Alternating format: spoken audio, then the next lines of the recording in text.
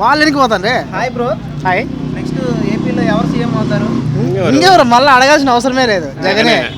ఎందుకని? బాగా చేశాడు కాబట్టి ప్రతిదీ. ఇప్పుడు అతను ఏమంటున్నాడు, ఏమన్నా నేను మీకు ఇది ఏదైనా జరిగింటే ఇంట్లో ఏదైనా మీకు మంచి జరిగింటేనే చేయమంటున్నాడు. మిగతా వాళ్ళు ఎవరు చెప్పట్లేదే. అందరూ కలిసి వస్తారు, ఏం ప్రయోజనం లేదైనా. మేము 175 వస్తామనే చెప్పము, కానీ నెక్స్ట్ సీఎం జగనే, అది ఫిక్స్. 100% అది. జగన్ గారు పెట్టిన పథకాల గురించి మీ అభిప్రాయం ఏంటి? అన్ని సక్సెస్, అన్ని పూర్ పీపుల్స్కే పనికి వచ్చేటివన్నీ బాగా అనుకూలంగా.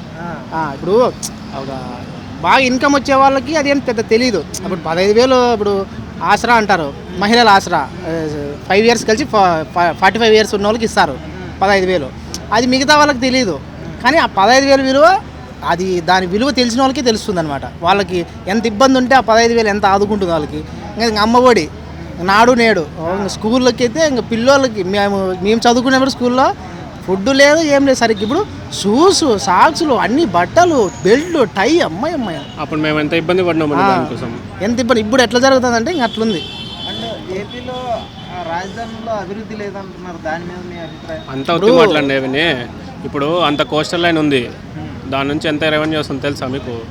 మరి అవన్నీ అభివృద్ధి జరుగుతుంది కదా. కోస్టల్ లైన్ ఎంత పెద్దగా అభివృద్ధి చేస్తున్నాడు జగన్ అన్న, అది చూడట్లేదు ఎవరు.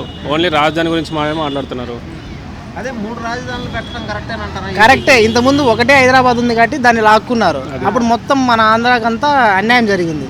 అదే ఇప్పుడు 3 ఉన్నాయనుకో, ప్రతిదీ పిక్కోలేరు కదా, ఏదో ఒకటని ఉంటుంది కదా అట్లీస్ట్ మనకు. అది ప్రస్తుతానికి ఇప్పుడు అది రాష్ట్రాన్ని అప్పుల్లో ఇచ్చారు.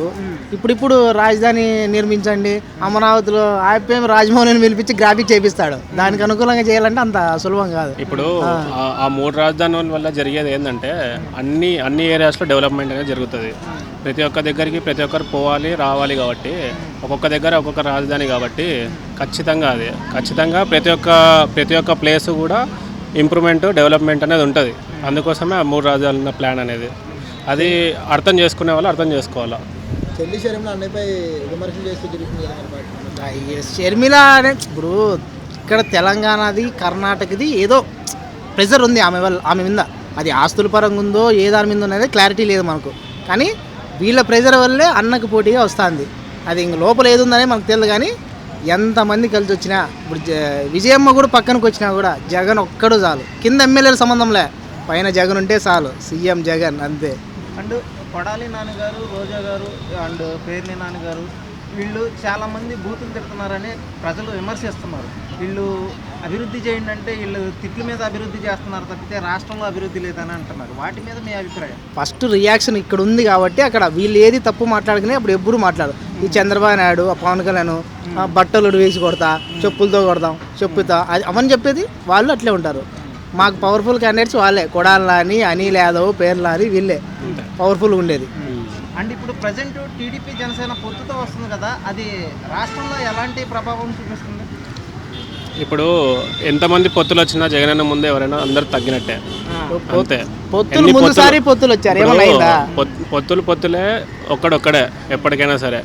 అతనికి ఉన్న ఎక్స్పీరియన్స్, అతనికి ఉన్న ఏమంటారు అన్ని లోతుబాట్లు అన్నీ తెలిసిన అతను.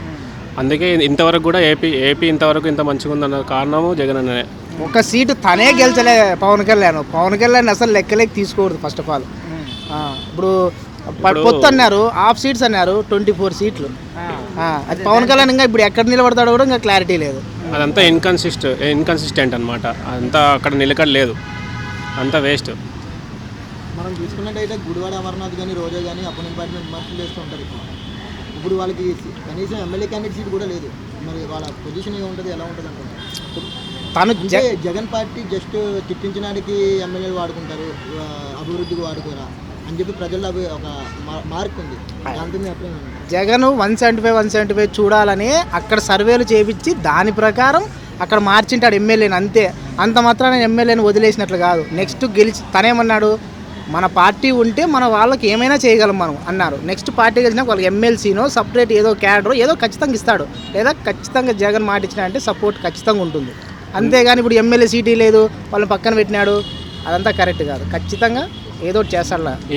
ఈ ఐదేళ్లలో ఉన్న పథకాలన్నీ కరెక్ట్గా అమలుపరిచారు. వాలంటీర్లను పెట్టి చాలా మంచిగా ఈచ్ అండ్ ఎవ్రీ వన్ ప్రతి ఒక్కరికి అందజేసేలాగా చేశారు. తర్వాత వాలంటీర్లను పెట్టి వాళ్ళకు కూడా ఎంప్లాయ్మెంట్ పెంచారు. ఇది కూడా ఎంప్లాయ్మెంట్ కారణమే. ఇది కూడా ఒక అంటే ఎంప్లాయ్మెంట్లో ఒక భాగమే అనమాట. సో వాళ్ళు హ్యాపీ. తర్వాత ఇప్పుడు ప్రజల కోసం పెట్టిన పథకాలు వాళ్ళకి రీచ్ అవుతున్నాయా లేదా అని ఒక క్లారిటీ కోసం కూడా వాలంటీర్లను పెట్టి చేయడం జరిగింది. కాబట్టి ఈచ్ అండ్ ఎవరీ పథకము ఈచ్ అండ్ ఎవరీ ఇండివిజువల్కి చేరేలా చేశాడు జగనన్న. సో అదే అతనికి పెద్ద ప్లస్ పాయింట్ అనమాట. అండ్ ఫైనల్గా ఒక క్వశ్చన్, జగన్ గారికి ఎన్ని సీట్లు రావచ్చు? ఎన్ని సీట్లు అనేది 130 అబోనే ఉంటాయి. 130 అబోనే ఉంటాయి 100%. పక్కా 130. ఇంకోటి ఏంటంటే ఈసారి మేమందరం సిద్ధం. ఈసారి మేమంతా సిద్ధం. మనం చూసుకున్నట్టయితే ముందుసారి పవన్ కళ్యాణ్ గారు ఒక సీట్ గెలిచారు. ఇప్పుడు ఎన్ని సీట్లు గెలుస్తారనుకుంటున్నారు? అస్సలు లెక్కలెక్కి తీసుకోవద్దు బ్రో. తన్ని పవన్ కళ్యాణ్ గురించి వేస్ట్. అస్సలు లెక్కలెక్కి తీసుకొని వేస్ట్ అసలు.